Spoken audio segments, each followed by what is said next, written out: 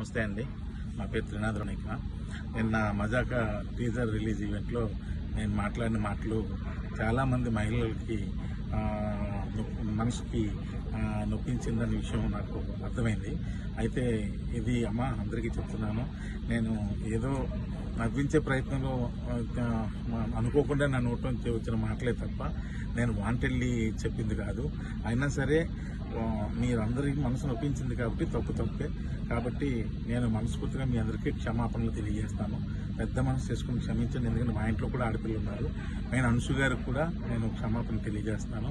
అలాగే ఇంకా నేను ఏదో కామెడీ కోసం మా హీరోయిన్ని ఏడిపించే ప్రాసెస్లో వాడిని మ్యానరిజం కూడా చాలా పెద్ద తప్పు జరిగిపోయింది. అది కూడా వాంటెళ్ళి చేసింది కాదు. ఊరికి అక్కడ ఉన్న వాళ్ళని అందరినీ నవ్విద్దామని అనుకున్నాను. కానీ ఇది ఎంత పెద్ద ఇష్యూ అవుద్దని అనుకోలేదు.